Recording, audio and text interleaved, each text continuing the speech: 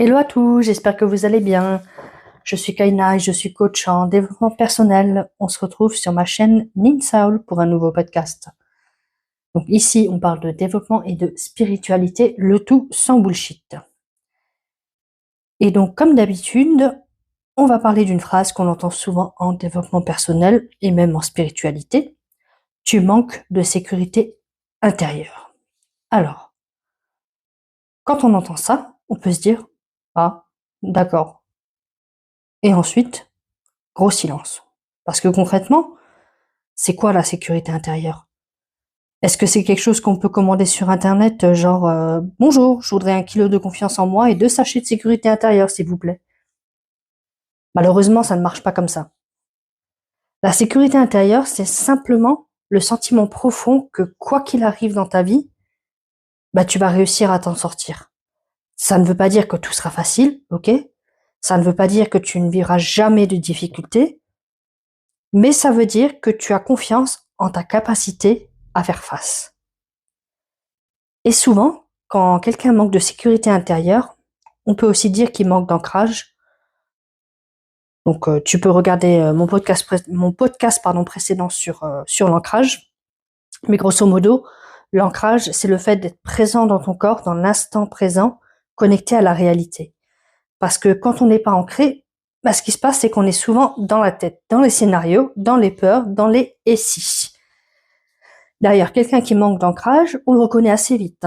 Il est en train d'attendre tranquillement à la caisse du supermarché et son mental, il est déjà en train de lui faire 14 scénarios catastrophes. Le problème de la machine à cartes, le magasin qui ferme, la panne générale d'électricité.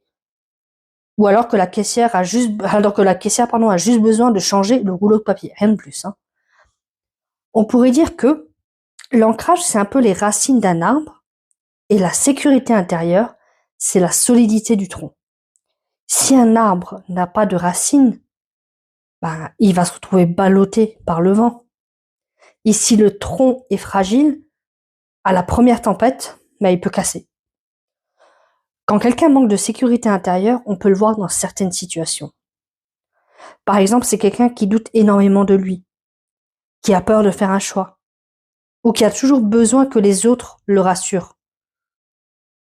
Ou alors quelqu'un qui reste dans une situation qui ne lui convient pas, simplement parce que l'inconnu lui fait trop peur.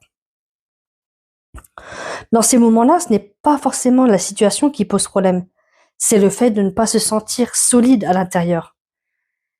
Et souvent, cette sécurité intérieure se construit très tôt dans la vie.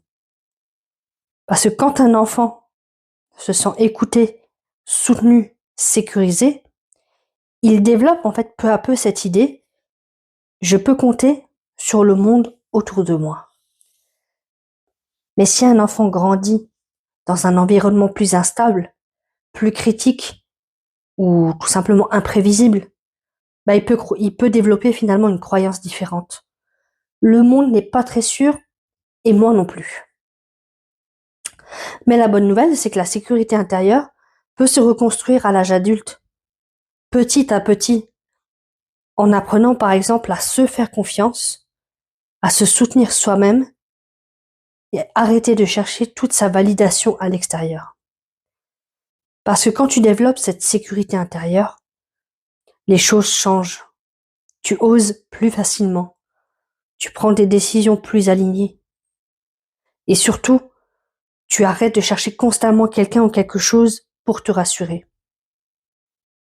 Donc la prochaine fois que quelqu'un te dit « tu manques de sécurité intérieure », tu peux peut-être te dire « ok, ça veut simplement dire que j'ai encore à construire une base solide à l'intérieur de moi. » Et ça, c'est pas un bouton magique, c'est un chemin.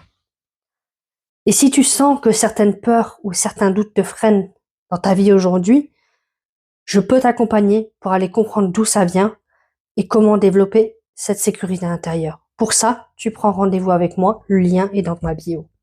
Si ce podcast t'a plu, je t'invite à t'abonner et à le partager autour de toi. Et en attendant, je te souhaite une belle journée.